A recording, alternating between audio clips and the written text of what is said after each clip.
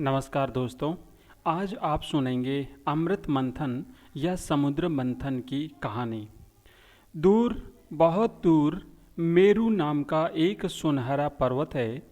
जब किसी बात पर विचार करना होता है, देवतागण इसी पर्वत पर मिलते हैं। किसी समय संसार दो जातियों में बटा था। एक थे देवता और दूसरे थे असुर। वे अपना प्रभुत्व जमाने के लिए एक दूसरे से लगातार लड़ते रहते थे। उन्होंने एक दिव्य पेय अमृत का नाम सुन रखा था, जो अमृतत्व प्रदान करने वाला पेय था। जो एक बार इसका पान कर लेता वह कभी बूढ़ा नहीं होता था। अमृत एक छोटे से घड़े में समुद्र के तल में स्थित था। देवता और असुर उसे निकालने के लिए समुद्र को मथना चाहते थे। उन्होंने एक निश्चय किया। सर्पों में सर्वाधिक बलशाली सर्प वासुकी को बुलाकर उन्होंने सागर को मथने में उसकी सहायता मांगी। फिर उन्होंने एक विशाल पर्वत को उखाड़ा और सागर तट पर जा पहुँचे। हे समुद्र, वे बोले, हम दिव्य पेय प्राप्त करने के लिए आपका जल मथने आए हैं। तथास्तु, सागर ने उत्तर दिया।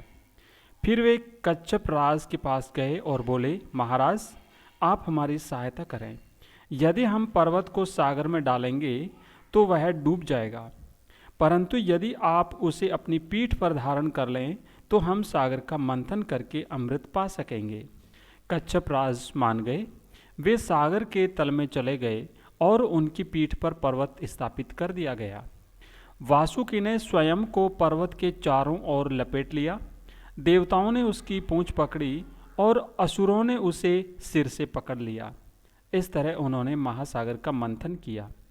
उनके मंथन करने से भयंकर गर्जना हुई, जिससे पर्वत कांप उठे, पेड़ गिर पड़े, अग्नि प्रज्वलित हो गई और वन के पशु जान बचाकर भागते दिखाई दिए। फिर शीघ्र ही सब कुछ शांत हो गया और समुद्र में से निकला देखने में अति सुंदर नीला चंद्रमा, जिसने नीले आकाश में अपना स्थान ग्रहण किया। फिर एक सुंदर स्त्री निकली। वह देखने में इतनी अद्भुत थी कि देवताओं तथा असुरों ने अपने मुंह मोड़ लिए, क्योंकि उसका अप्रतिम सौंदर्य उनसे देखा न जाता था। स्वयं विधाता उसे संसार की माता बनाने के लिए स्वर्ग में महल में ले गए। उस स्त्री के बाद एक अनोखा श्वेत घोड़ा निकला। फिर ऐसे रत्न जो कभी किसी ने न देखे हो, ये सब देवताओं में बांट दिए गए। जब एक सफ़ेद बर्तन में अमृत निकला तो असुरों ने उसे पकड़ लिया और बोले, आपने सब कुछ ले लिया, यह हमें मिलना चाहिए। देवता डर गए।